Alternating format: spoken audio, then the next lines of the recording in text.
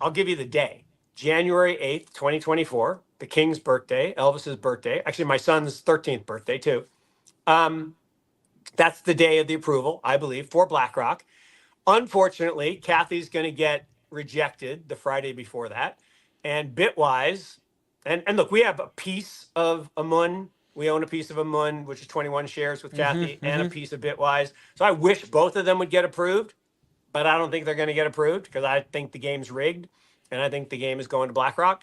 In recent weeks, the U.S. Securities and Exchange Commission has generated confusion within the cryptocurrency industry regarding its stance on approving a spot Bitcoin exchange-traded fund.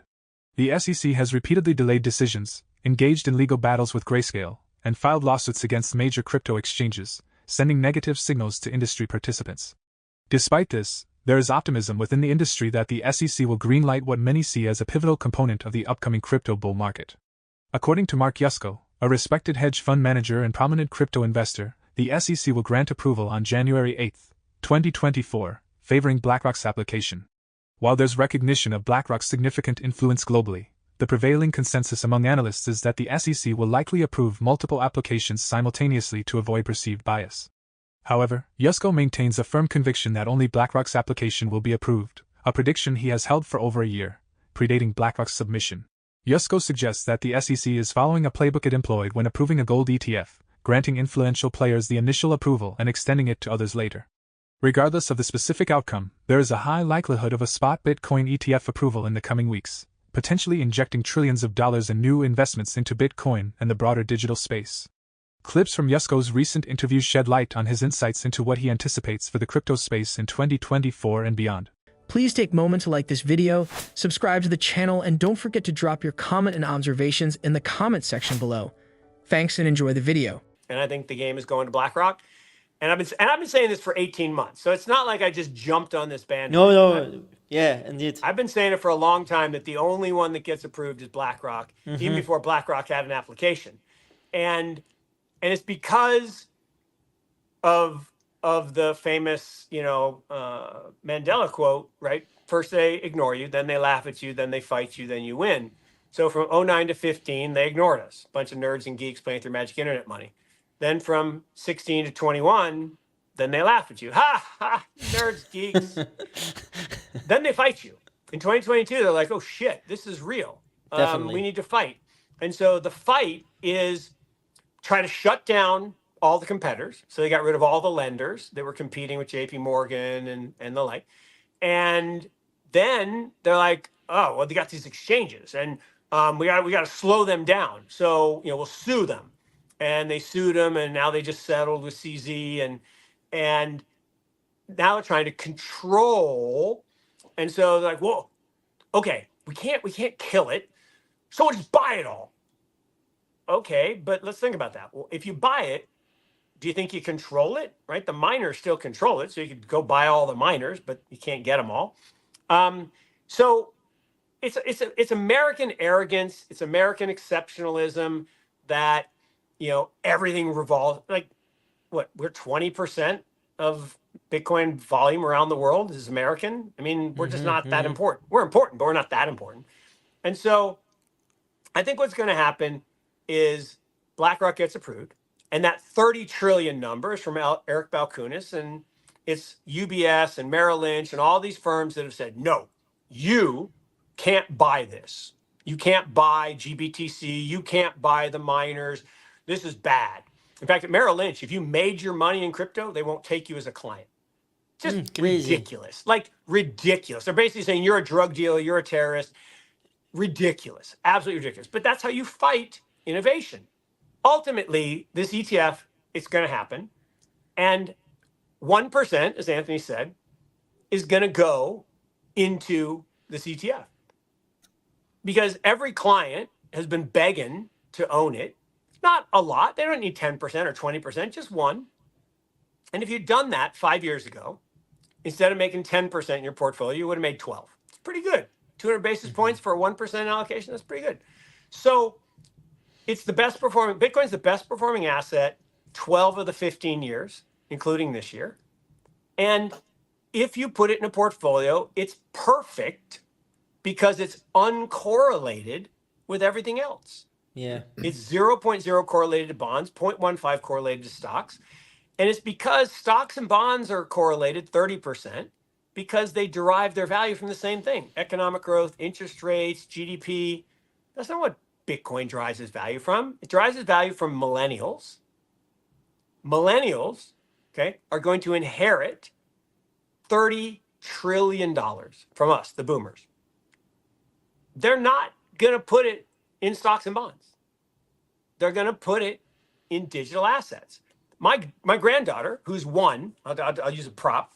So my granddaughter is one. She will never have one of these. She will never have a leather wallet. She will never know what paper money is, right? She's a Zoomer, a Gen A. She'll never, ever use paper money. Not ever. Yusko envisions a future for digital assets that extends far beyond the introduction of ETFs and incremental increases in Bitcoin's price. He passionately describes a transformative era for humanity, where digital assets seamlessly integrate into our daily lives, digitizing everything from finance and advertising to insurance and every other sector. According to Yusko, in just a matter of years, hardware security modules will play a vital role in everyone's daily activities. He likens HSM, dedicated crypto processors, to the transformative impact of the browser on Web 1.0 and the Internet. The founder and managing director of Morgan Creek Capital emphasizes that even individuals from older generations, currently skeptical of digital assets, will be compelled to participate as this digital revolution unfolds over the next few years. As more people come on board, Yusko predicts the subsequent evolution will lead to Bitcoin becoming the world's reserve currency. The following clips from his interview provide further insights into Yusko's vision for the future of digital assets. See, the thing that people are forgetting, people are like, oh, Bitcoin's going to be the next world reserve currency. No, it's not. The renminbi is going to be the next world reserve currency. Mm-hmm.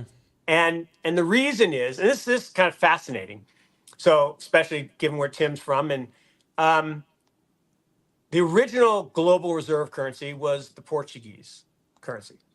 And you think about that. How does little Portugal, which is not very big, it's like, size of Ohio, how does it become the superpower? And it's because the center of the universe was in southern Spain and Portugal.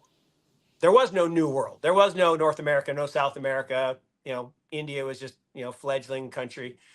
Been around a long time. But, and Portugal had the tallest trees, therefore the fastest ships, the most powerful navy. They dominated and they became the world reserve currency. Then Spain took them over and became the fastest armada, and they had the world reserve currency. Well, then a funny thing happened. The Dutch, which is about the size of Indiana, took over the most powerful armada in the world. How? Because the Rothschilds created the first bank, first central bank in 1607, and they printed money out of thin air and bought a mercenary force to conquer Spain. It's pretty cool. So the Netherlands had the world reserve currency for about 60 plus years. Well, then what happened?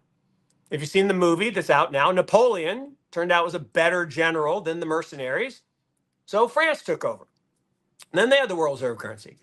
Then a bunch of the Rothschilds left Holland and went to the UK and opened another central bank and printed more money and brought the steam engine to naval warfare. And they defeated the French. And so they became the superpower, and the sun never set on the British Empire. Then the upstart Americans got nuclear, and we had the most powerful navy. 10 years ago, China figured out the next superpower is not from ships, it's from chips. It's not about naval superiority, it's about cyber superiority. It's about 5G, it's about AI. And they graduate 4.5 million STEM engineers every year in China. And they have a goal. So from 1990 to 2020, the goal in China was to become a moderately prosperous socialism economy. They call it the harmonious rise. Doesn't sound threatening at all, right? And they took 700 million people out of abject poverty into the middle class. It's the greatest feat in human history.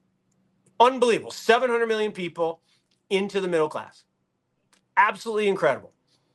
Now, the next 30 years, their stated goal is to become the world superpower. They're already a superpower, and they have a reserve currency. It's part of the SDR, but they want to be the superpower and have the reserve currency. And I think they'll achieve it. But after that, then I think Bitcoin comes in and displaces them. Do you share the belief that the SEC is poised to take a bold step by exclusively approving BlackRock's Bitcoin ETF? According to Cathie Wood, the founder and CEO of ARK Invest, her firm, which also awaits approval for a spot Bitcoin ETF, suggests that the SEC is meticulously reviewing each application. The Commission is actively engaging with the 9 to 10 firms that have submitted their applications. However, within the cryptocurrency industry, it appears that regulatory authorities are willing to go to great lengths to strengthen their influence over the sector. Please share your thoughts and observations on Mark Yusko's interview in the comments section below. For more Daily Dose Crypto news, check out these 2 awesome videos on your screen. Click now and we will see you on the next video.